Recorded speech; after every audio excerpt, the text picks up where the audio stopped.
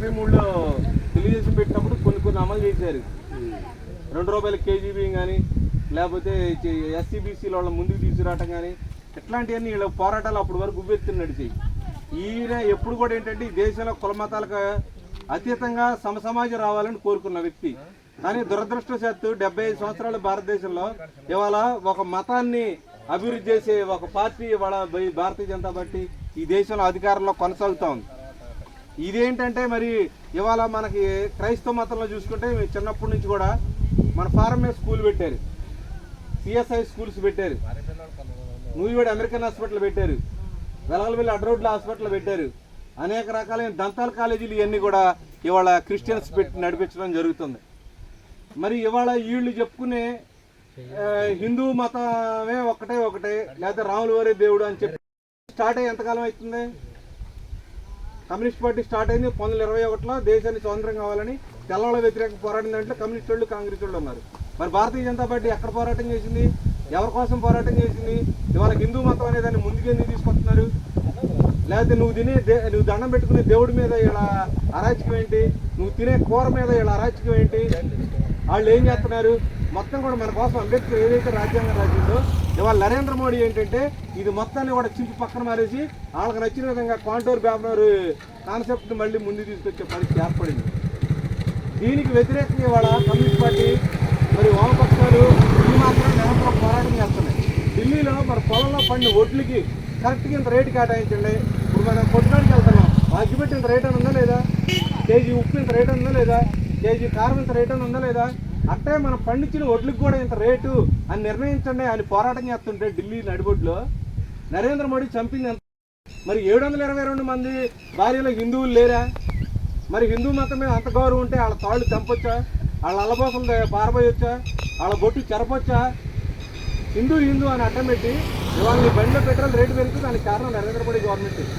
నీ gas rate పెరిగితే దానికి కారణం నరేంద్ర మోడీ గవర్నమెంట్. నువ్వు వాడుకునే వస్తువుల ధరలు పెరిగితే దానికి కారణం నరేంద్ర మోడీ గవర్నమెంటే. నువ్వు సొక్కా కనుక్కుంటే దాన్ని జిఎస్టీ ట్యాక్స్ చేస్తానంటే దానికి కారణం నరేంద్ర మోడీ. ఇటువంటి నరేంద్ర మోడీని జగన్మోహన్ రెడ్డి, చంద్రబాబు నాయుడు ఇద్దరు కూడా పార్లమెంట్లో ఆయన పెట్టిన బిల్లు కల్లా సపోర్ట్ చేశారు.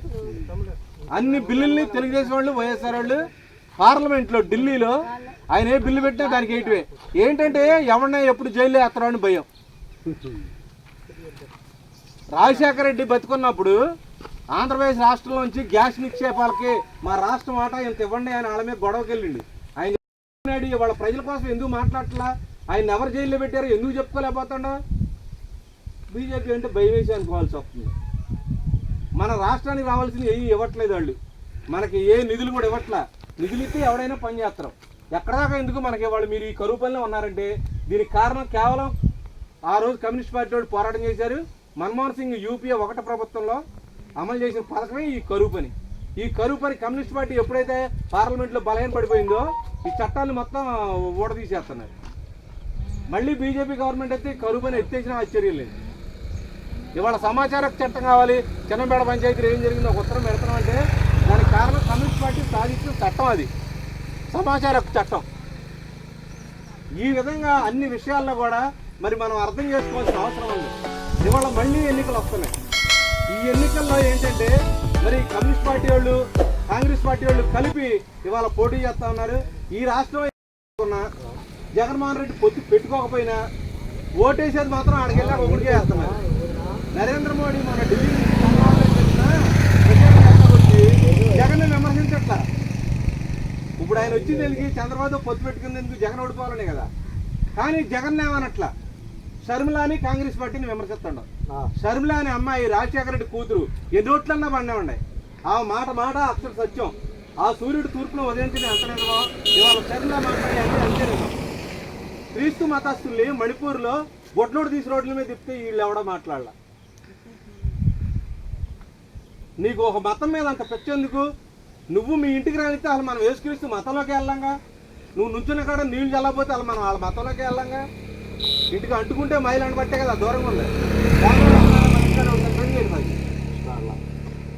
మన ఇంటికి కూడా రావచ్చుగా, మనం కూడా డబ్బులు ఇస్తాంగా. ఎందుకు అట్లా మరి? అదే ఆ తరతరాల అరాచక. వాళ్ళు ఎవడు మతం లేకుండా పెళ్లి చేసుకోండి. ఆయన ఈ వాళ్ళ కులం కాదు, వేరే కులం అమ్మాయి.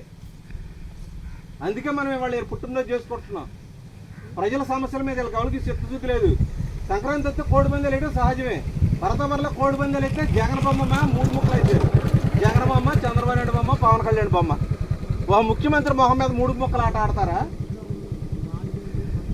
ఆడొచ్చా? తెలుగుదేశం గవర్నమెంట్లో ఉన్నప్పుడు రాఘవరెడ్డి గారు, ముద్రపై వెంకటేశ్వరరావు గారు ఇద్దరు కలిసి ఫస్ట్ కోడి వదిలిపెట్టారు. అమ్మర్ రెడ్డి గారు ఎంతమంది ఉంటారు కోడి పందాలో? అందరూ లేబర్ డబ్బులేనే పోగొట్టుకునేది. అంత శ్రద్ధ వాళ్ళకి. మనకు హాస్పిటల్ వచ్చింది ఇప్పుడు కూడా మెంగదారి దగ్గర నుంచి సొనపండ వరకు హాస్పిటల్ తీసుకెళ్ళి సొనపండ ఊరు బయట స్కూల్ అవతాల కట్టారు.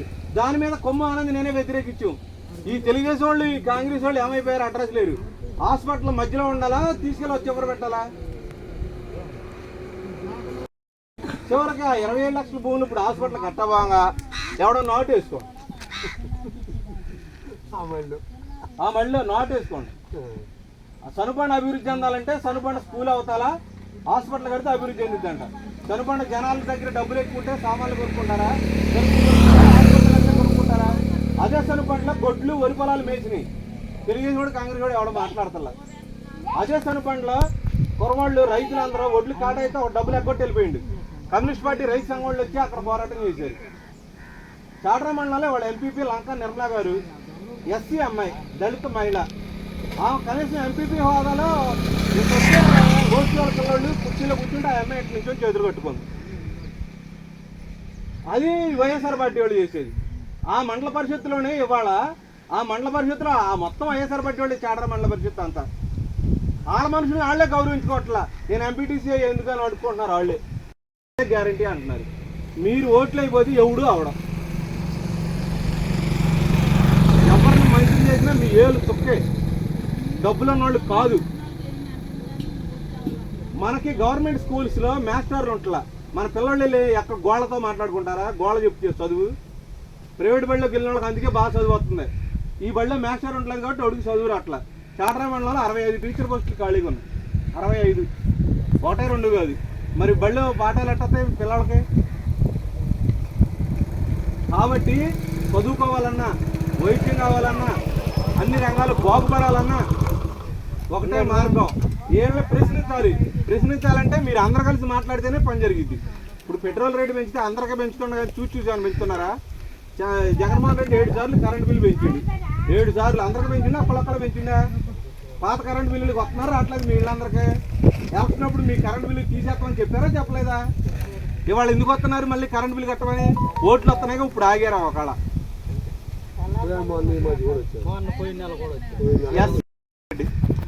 28 ఏంటంటే మీకు డబ్బులు ఇస్తున్నాగా అని చెబుతున్నారు. ఎంతవరకు 28 పథకాల్లో మనం ఎంత నష్టపోయాం? మీరు ఇవాళ నూజివేడ్ కాన్స్టిట్యున్సీలో కానీ చాట్రా మండలంలో కానీ ఉన్న జనాభాలో అత్యధిక మంది దళితులే. వీళ్ళెవ్వరు కాదు. 20% ఉన్నారు. 100 మందిలో 20 మంది దళితులే. ఇంత పెద్ద కులం అసలు ఎవరిదే లేదు. కాదే మనం ఓట్లేసి యంత్రాలుగా మాత్రం మారిపోతున్నాం. దీన్ని ఆలోచించండి. అంబేద్కర్ రాసిన రాజ్యాంగాన్ని కాపాడుకోవాలంటే వీళ్ళందరికీ బుద్ధి చెప్పాలి. ఒకటికి కాదు, ఇద్దరికి కాదు, ఇద్దరికే. మళ్ళీ ఒకటికి అనుకున్నారు, ఇద్దరికే.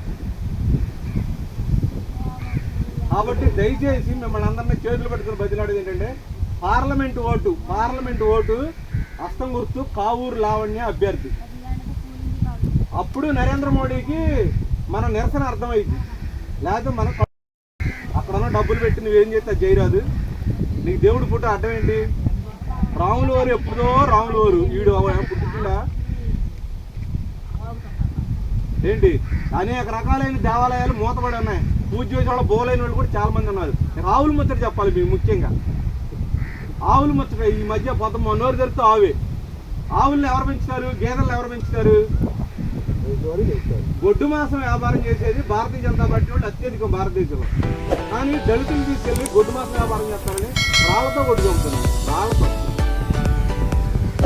ఎవడ అన్నం తినేది, ఎవడ కూర తినేది వాళ్ళకి స్వేచ్ఛ. అసలు ఆళ్ళ పార్టీ వాళ్ళు ఎందుకు చేస్తారు ఆ వ్యాపారం? సరే నువ్వు ఆవులు పెంచేవాళ్ళు డబ్బులు ఇస్తానన్నావు. మొత్తం బడ్జెట్లో ఆవులు పెంచేవాళ్ళు ఎంతమంది? రైతులు నా పండించిన పంట గిట్టుబాటు రావరా అంటే రైతులేగా గొడ్లు పెంచేది, లేకపోతే ఏమైనా వ్యాపారస్తులు పెంచుతారా? కోటీశ్వరులు పెంచుతారా?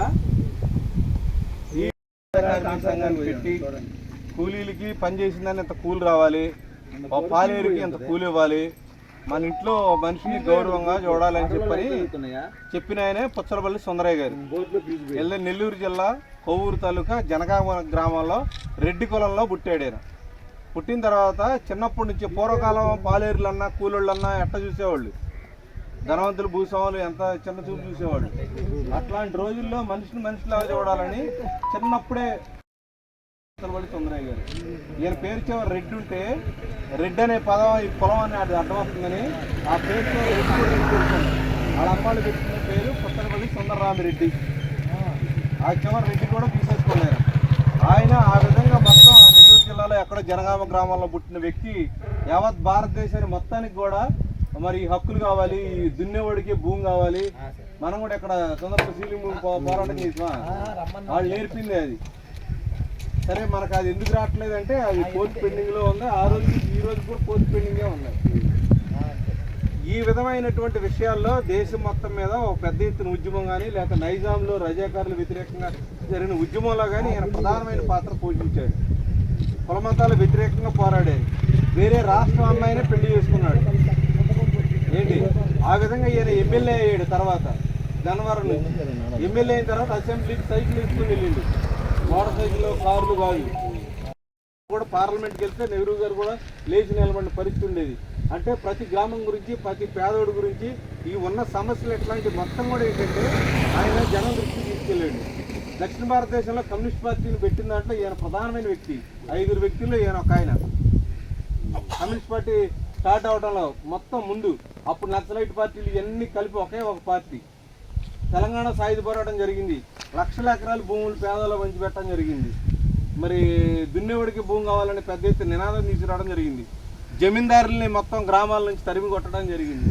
పట్టేళ్ళు పట్టవారి వ్యవస్థకి మనుషుల మీద లవ్ పెరిగిపోయింది, ఆవు ఉత్సవం మీద లవ్ పెరిగింది, మనుషుల మీద రగట్ల. ఇది పరిస్థితి. ఈ అవకాశం కూడా నేను సామాజిక చైతన్య తరఫున అభినందనలు తెలియజేస్తున్నాను. జోహార్ కామ్రేడ్ సుందరయ్య, జోహార్ కామ్రేడ్ సుందరయ్య. సాధిద్దాం సాధిద్దాం సుందరయ్య ఆశయాలను. వర్ధిల్లాలి వ్యవసాయ కార్మిక సంఘం, వర్ధిల్లాలి వ్యవసాయ కార్మిక సంఘం, వర్ధిల్లాలి వ్యవసాయ కార్మిక సంఘం.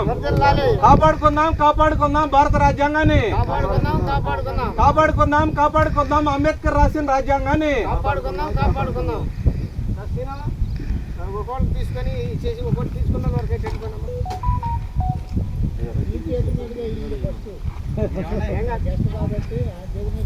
ఎవరైతే